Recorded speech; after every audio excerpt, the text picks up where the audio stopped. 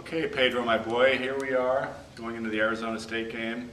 USC, poured its heart and soul into last week, the Oregon game, which had built up into this enormous event. Couldn't prevail, hung with Oregon for a while, lost by 3 touchdowns eventually. So now I think the question of the day is, 5 games left, what does this team have left to play for? I mean, they have 3 losses. Last year they had 4. You beat last year's record, I think that's a pretty good season for this team. You go 10-3, who's going to complain? Yeah, it's interesting. I asked Lane Kiffin about that after the game, and he said, "I don't think it'll be a problem for our guys. I think they'll be up for this week." I do sense, though, that they've addressed it. And if you look at the way they're motivating the guys this week, it almost seems to be an NFL approach. In other words, if you don't play better, you're going to lose your job. He said that I think 3 positions are up for competition: middle linebacker, strong safety, and right guard. How do you see those position battles coming out? I mean, nothing's been decided yet. I think it's actually left guard with with Butch Lewis is losing his spot, it looks like, and that's probably the only one that's decided so far. Michael Reardon looks like he's going to take it there. As strong safety, Juwanza Starling had a pretty poor game against Oregon. Looks like Marshall Jones, who's really small, I think he's 5'11", 180, very small for safety, is going to probably replace him, but Juwanza still has a shot at it. And a middle linebacker, it's from what we can tell, it's 50-50 between Devon Kennard and Chris Gallipo. And that still depends on weak side linebacker, because if Malcolm Smith can't go, it looks like Chris Gallipo will still play there. So, and another thing I was going to bring up real quick, Mark, the motivation thing.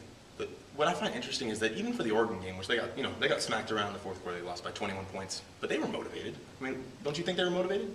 This team hasn't really had that many problems with motivation. Maybe the only game you could say that was Washington. I mean, the only game they lost. And I think in general they've been pretty good at that, actually. Yeah, I think that's a good point. We haven't seen that. And in part, I think that's because it's a young team. Each of these guys individually, is trying to prove that they belong here and that they're a good college player. So let's move on. The opponent this week has been very up and down. Nobody really knows quite what to make of this ASU team. They do have some talent. Do you see this team as a bona fide threat, or do you think SC can shrug them off? In past years, I would say no. But compared to this SC team, yeah, I think they're a bona fide threat. I mean, their defense is pretty solid. I mean, we've talked about it. Burfict and McGee, both those guys, Burfict would definitely start here. McGee could compete at either outside linebacker spot. When you have a few defenders on any team that can play in the other squad, I mean, they're going to compete. Their offense is pretty solid. I mean, Stephen Threed is a legitimate quarterback that could start for many schools across the country and even in the Pac-10. There's a lot of things to like about their team. I mean, they have a bunch of good receivers, maybe 3-4 guys who could put up good numbers on Saturday. So yeah, I mean, no, they're not a world beater. They'll never be ranked in the top 25, but they're a legitimate threat, yeah. Yeah, I'm not sold on this team. They haven't beaten anybody yet. They beat the Washington schools, Northern Arizona, and Portland State.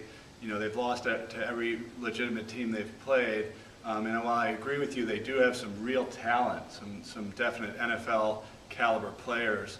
I just don't think they've brought it all together. I think my key this week, and then I'll ask you yours and we'll wrap it up, for USC is to get a pass rush on Stephen Threed. It's a deep passing team. They've given up 19 sacks already.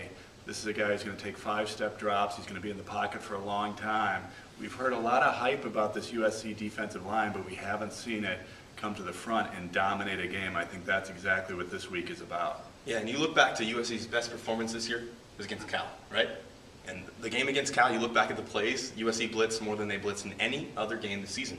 I mean, a pass rush is what's connected USC to good games this season. They didn't really have that much of a pass rush against Oregon with Darren Thomas. They had more than they had in some games, but to really dominate this game, to win handily, to impress people, they need to have that. And I'm a little worried if I'm a USC fan with Nick Perry still limited. Wes Horton hasn't really shown if he's fully back yet from his back injury, so I don't know. I mean, the linebackers are still hurt. All 3 of the guys have been limited this week. I don't know if they're really going to be able to generate that consistently. Okay, there you have it. It's a lull, but nonetheless an important game this week.